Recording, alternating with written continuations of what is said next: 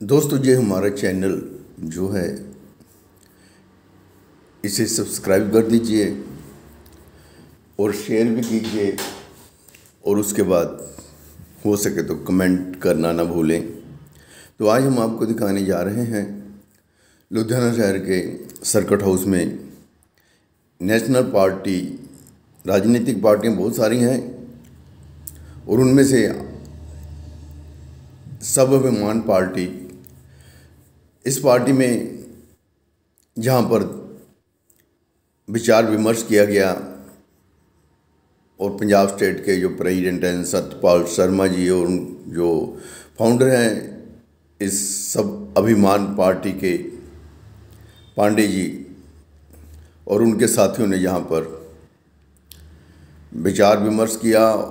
और जो देश में आजकल राजनीतिक उठा पटक चल रही है और जो हमारा देश जो पहले कभी सोने की चिड़िया कहलाता था, हमारे जो प्राण हैं, वेद हैं और जो हमारी संस्कृति है, आज सब ऐसे लग रहा है जैसे कुछ भी नहीं है जो पहले हमारे देश में होता था, सब कुछ बदल गया।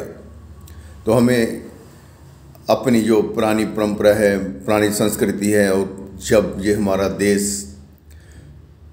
सारी दुनिया में अव्वल था और जहाँ पर हर तरह की यानी कि नई सोच थी, उसी तरह हमें ये बनाना होगा।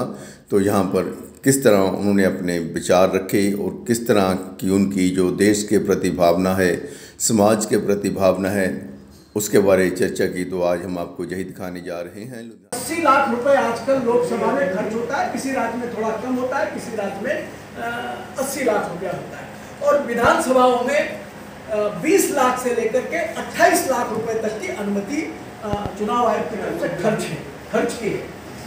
लेकिन हम सब जानते हैं कि ये तो खर्च दिखाने का है, और इससे अलग जो खर्च है उस खर्च की कल्पना आप कर नहीं सकते, इससे ज्यादा खर्च वो होता है। तो मैं जो आपको बता रहा था 3623.28 करोड़ रुपया एक दल को, और ये आप जाने कि ये 7 कुल राष्ट्रीय राजनीतिक दल मैंने आपको बताया।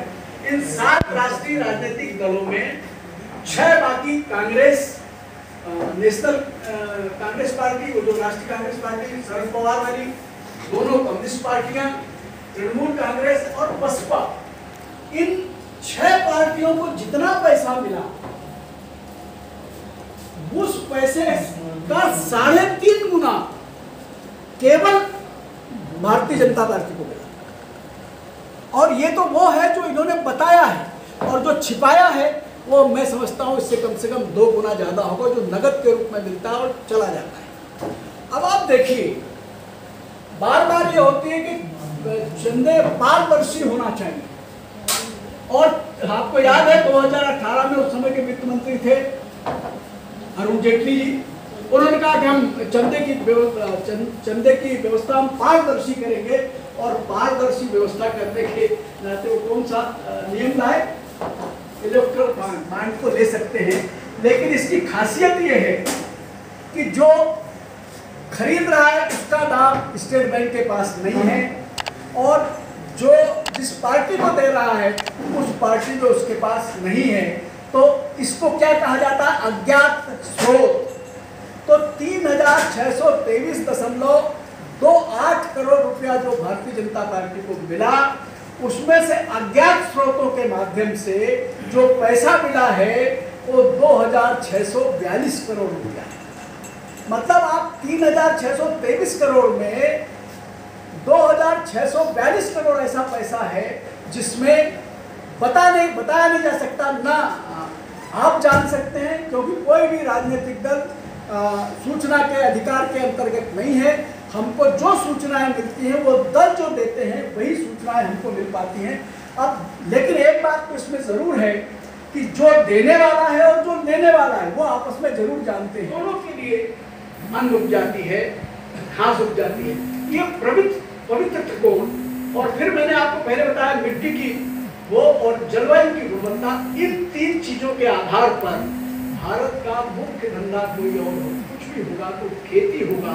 अगर भारत को आप समृद्ध करना चाहते हैं तो आपको खेती को प्रमुखता देनी चाहिए। ये अलग बात है कि क्या आप सब हमारे को मदद करिए। धन्यवाद।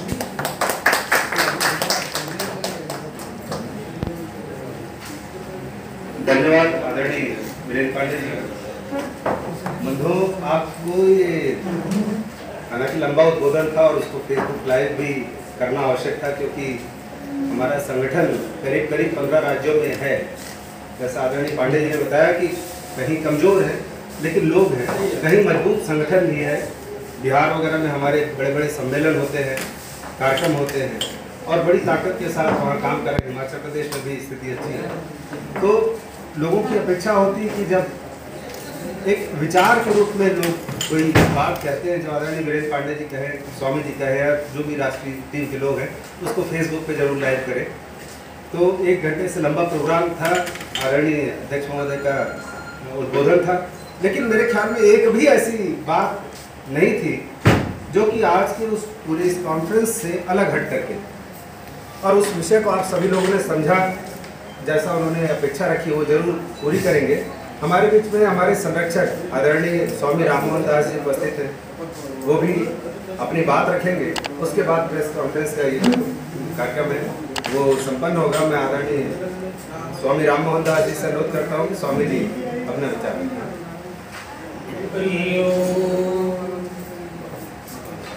विश्वानुदेव शमितुलितुलितानि पराशु यद्भद्रं तन्नाशु। परम सम्मान्य योग, जिनकी रक्त के कण-कण में भारत बसा हो और भारत के लिए समर्पित हो गए हो, जिन्होंने फांसी पर लटक कर प्राणों को उत्सर्ग करके भारतवर्ष को स्वतंत्र करने की दिशा में बढ़ाया हो, ऐसे परम वंदनीय, अर्चनीय, चरित्र अनुकरणीय सरदार भगत सिंह जी को नमन करते हुए आज उनकी जन्म तिथि पर जिस भावना को, जिस ध्येय को, जिस लक्ष्य को लेकर वो चले थे, उसी के अनुरूप भारत को बनाने के लिए जो संकल्प स्वाभिमान पार्टी ने लिया है, व्यवस्था परिवर्तन का, विषमुक्त खेती का,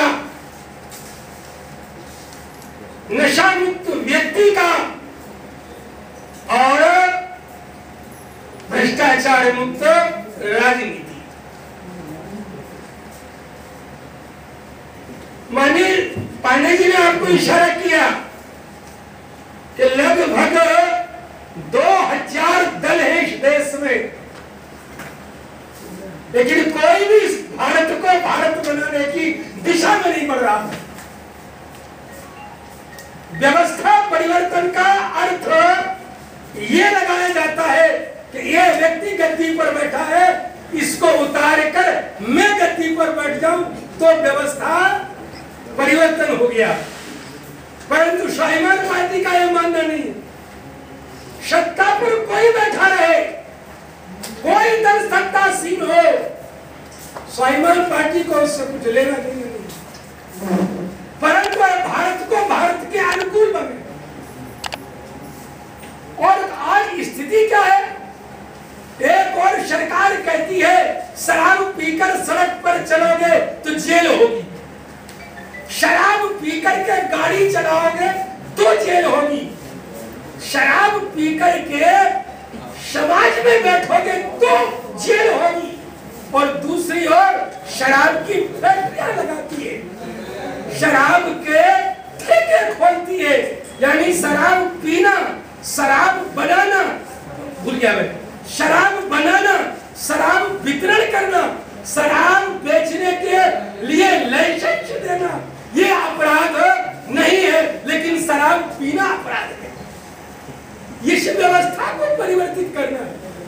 एक और जहां कहा जाता है कि 58 साल तक काम करने वाले सरकारी कर्मचारी को पेंशन के लिए देने के लिए सरकार के पास पैसा नहीं है, और दूसरी ओर कहा जाता है कि एक दिन जिसने विधायक या एमपी बनकर के शपथ ग्रहण कर लिए, 5 मिनट के बाद अगर वो विधानसभा भंग हो जाए, विधानसभा न बैठे, लोकसभा न बैठे, खाली वो शपथ ले ले और वो इलेक्शन किसी कारणवश भंग हो जाए, पुनः हो, तो व्यक्ति जीवन भर पेंशन का अधिकारी होगा। ये व्यवस्था परिवर्तन स्वाभिमान पार्टी को करना है। एक और जहां कोरोना में कहा, हम मानते हैं कि कोरोना कोई रोग होगा, कोई वायरस होगा, हम मूलतः स्वयं को मानते ही नहीं है, यह एक विश्वव्यापी षड्यंत्र है। लेकिन यदि है तो आपने उसके लिए व्यवस्था किस तरह की कि जहां आपका चुनाव हो, जिस राज्य में चुनाव हो, जिस राज्य में आशीर्वाद रैलियां निकलनी हो, जिस राज्य में सत्ताधारियों का कोई फंक्शन हो, कार्यक्रम हो, तो वहां कोरोना नहीं है, लेकिन जहां आम जनता का हो तो उसके लिए कोरोना है। ये क्या है?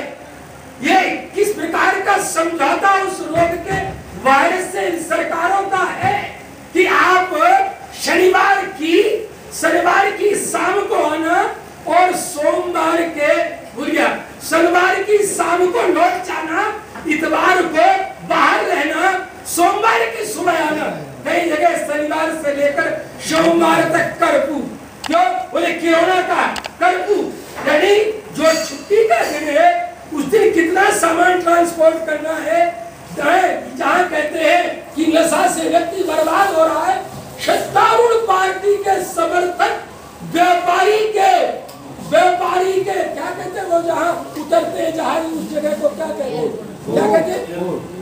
एयरपोर्ट है, बंदरगाह, वो ठीक बोल रहे, बंदरगाह है। उन बंदरगाहों पर कई हजार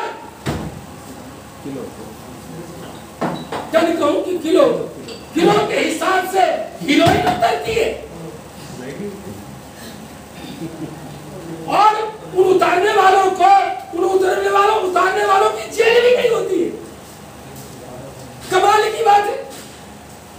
और अगर आपने इतना सा, आपके जेब में इतना सा हीरोइन का हिस्सा मिल जाए तो आप जेल में सड़ेंगे। ये व्यवस्था परिवर्तन। एक और जहां सरकार में बैठे लोग कहते हैं हम जन सेवक है, तो दूसरी ओर वेतन क्यों? और अगर वेतन है तो जनसेवक क्यों, नौकर क्यों नहीं?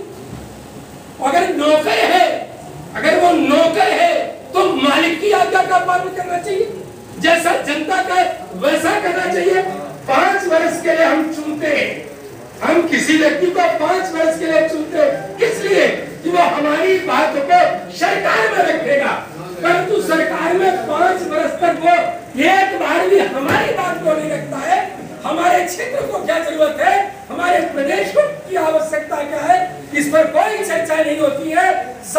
पूरे के पूरे 5 वर्ष तक एक पार्टी दूसरी पार्टी को गालियां देती है और दूसरी पार्टी पहली पार्टी को गालियां देती है।